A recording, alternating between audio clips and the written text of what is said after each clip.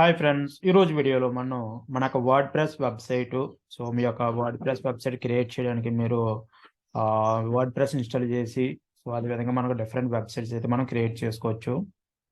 So అయితే ఏంటంటే, so ఎప్పుడైతే ఇన్ కేస్ మీకు మీ యొక్క వర్డ్ప్రెస్ ఇన్స్టాలేషన్ డిఫాల్ట్ వర్షన్ అంటే మీకు ఫస్ట్ వర్డ్ప్రెస్ స్టార్ట్ చేసినప్పుడు ఎలాగుందో అదే విధంగా డిఫాల్ట్ వర్షన్కి తీసుకురావడానికి ఒక ప్లగ్ఇన్ యూజ్ చేసి మనం చేయవచ్చు.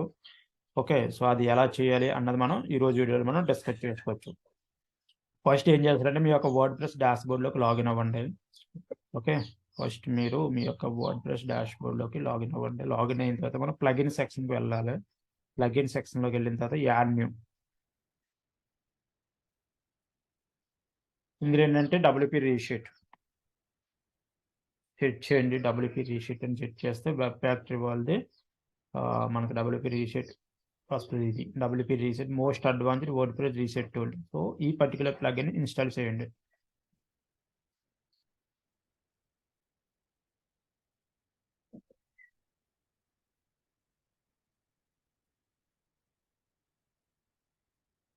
సో వన్స్ ఇన్స్టాల్ చేసిన తర్వాత యాక్టివేట్ చేయండి.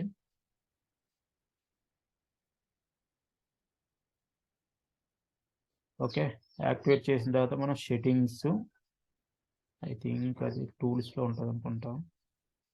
Yes, tools, WP reset. దీని తర్వాత కిందకు వచ్చేయండి.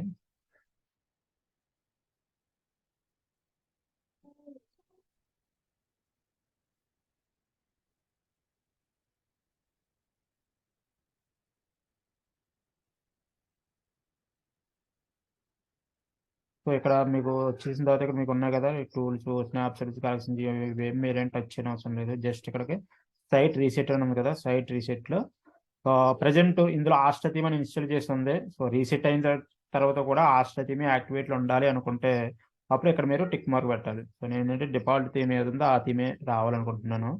సో ఓకే, సో ఇప్పుడు డబ్ల్యూపీ రీసెట్ ప్లగిన్ ఇన్స్టాల్ చేసాం కదా, ఈ ప్లగిన్ అన్నది వన్స్ రీసెట్ అయిన తర్వాత యాక్టివేట్లో ఉండాలి, రీయాక్టివేట్లో ఉండాలి అనేది కూడా మీరు సెలెక్ట్ చేసుకోవచ్చు. సో ఇక్కడ ఏంటంటే మనం రీసెట్ అని టైప్ చేయాలి. రీసెట్ టైప్ చేసిన తర్వాత ఇక్కడ రీసెట్ ద సైట్.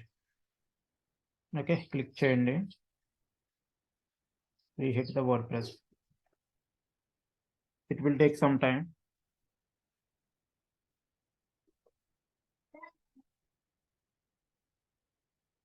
ఓకే,